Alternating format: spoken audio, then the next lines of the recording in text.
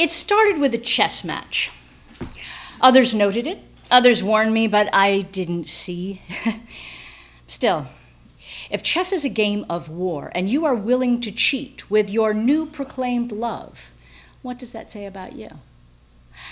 And yet, if you tell me from the very moment I meet you exactly who you are, and I choose to see something else, then who's the fool? I saw in Ferdinand the world I never knew. The instant I saw him, I could see he was beautiful, and he made my knees weak. Oh, I ached to look at him, and I mean ached. I got lost within him. I thought myself so clever, choosing this man for myself, not asking permission, not hesitating, and it made me feel powerful. My father had guided my every move all my life. My studies, the music I heard, the very rain and sun I felt. Little did I know then what everybody else knew. Through his magic, his guiding hand was even on whom I chose. As we left our prison island, all was jovial. Father had promised never to use magic again. Ariel and Caliban were free, and my father had forgiven his brother, Antonio, for usurping his duchy my father had never really wanted in the first place. My father educated me well. I knew arts, poetry, philosophy, music, but also numbers, human behavior, city planning. Once we returned to Milan, I realized why. My father didn't want to take on the duties of dukedom any more than he did when Antonio betrayed him. But he certainly didn't want Antonio to have the power in Milan. So he educated me, so I would take over his duties. With my new husband, I settled in Milan. Ferdinand taught me things. Oh, so many things. And what a time we had. My father showed me the world through books, but Ferdinand taught me pleasure of flesh and excess. As much as I tried to be my own person, I couldn't separate who I was from who he wanted me to be. And I couldn't help but wonder, was my father doing this to me? Using magic to keep me hopelessly addicted to Ferdinand? Or was I giving it to him as the only man I ever knew? As I grew, I saw the beauty in every person I met. The flower woman arranging her stand in the pre-dawn light. The carpenter lathing magnificent arches and sanding his wood to perfection. The old man laboring with his vegetable cart piled high with today's treasures. The baker making sky-high cakes and pastries. And the butcher, the blood-stained apron, grinning ear to ear, showing off his prized calf. People were endlessly fascinating.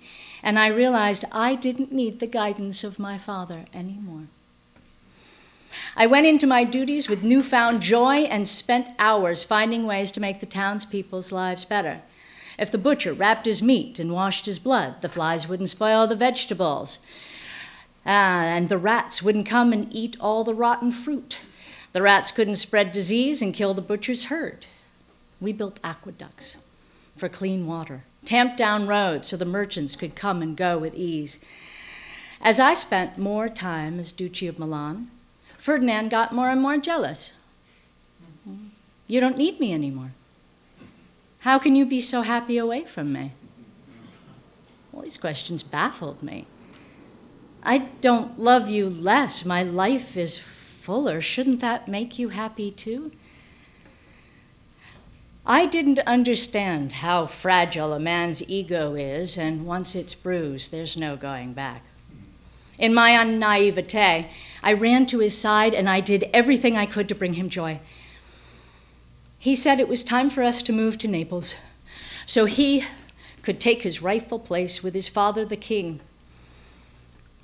I was heartbroken to leave, but I thought he must be right.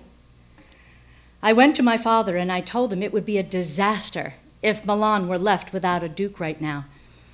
I flattered him with compliments of his great mind and power. He promised to carry on my work, take care of the people, and love them as I had done. We left my beloved Milan and moved to Naples, and there was my Uncle Antonio waiting for us. Why, I wondered. We dined nightly with the king, my father-in-law, and Ferdinand showed me off at dances. I came to love King Alonso. We played card games and talked endlessly of philosophy and politics. I noticed Ferdinand was often in quiet contemplation with my uncle and always lavished praises of Antonio on his father. Our days were happy there, and when our daughter Amelia was born, I reveled in motherhood. Being a mother gave me a renewed sense of purpose, and I delighted in having this precious creature need me so. Amelia was mine, and I forgot about all other things. Then one night, Ariel, my father's sprite, came to me in a dream and warned me, "You have been living this sheltered life too long. Others need you. You have lost your way." Oh, I was angry and shouted, "My father's magic cannot hold me any longer." But she said, "No, my dear Miriam, I am yours. It is not your father's magic that moves you. The power has always been right here, and yet you are blind to what is in front of you. Get back to Milan. Trouble is brewing there." I ran to Ferdinand and begged him to take me back to Milan. "Tell me what you'd like to see grow in our little dukedom, and we can make it happen together." But he never wanted to leave Naples. He said, "We are royalty, as is our daughter. We do not need to bother with the day-to-day of these peasants. Antonio has committed himself to that service." Ah, now I understood what Antonio had been doing in Naples all these months. He had my husband's ear, enticing him to keep me in Naples, knowing that my father was never fit to run a dukedom. Ariel was right. I was blind to what was in front of me, including my father and his ways. I took Amelia and returned to Milan on my own, and there I saw the havoc only a few years of neglect could reap. My projects abandoned, the center of town in shambles, and the Milanese were feeling hopeless. I found my father within his library, surrounded by his books, looking mad. Uncle Antonio had been going back and forth to Milan and had taken control of the city. He had canceled my improvements and installed new taxes to line his own pockets.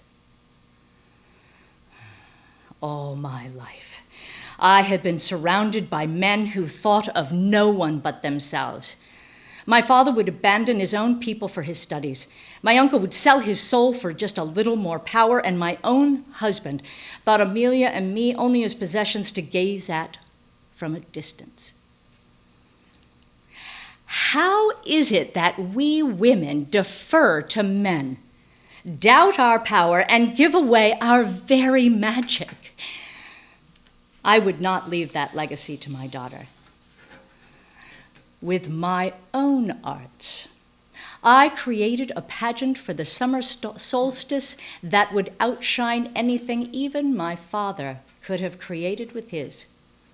All were invited, and I actually got my father to leave his sanctuary to attend.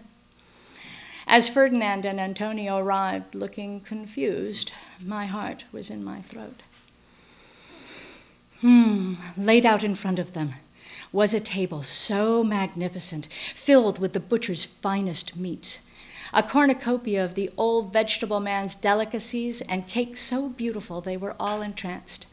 The vintner brought wine for all, and soon they were happy and singing and falling all over themselves. Oh, but there's more. Follow me to shore.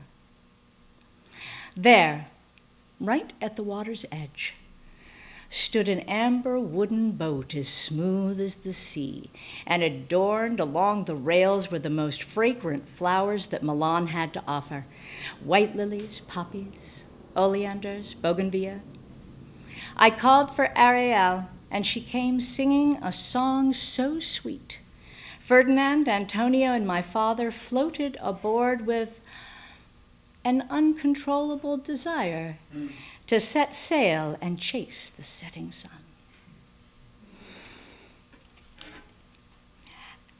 As that brilliant orb of tangerine dripped down into the horizon, I painted the sky in magnificent hues of oxblood, scarlet, and crimson.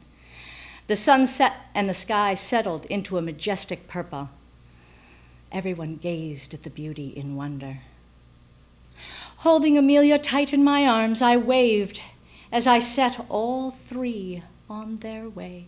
I had such mixed emotions, from melancholy to hope and finally freedom, sending them off on a long journey to an island that I had known so very long ago.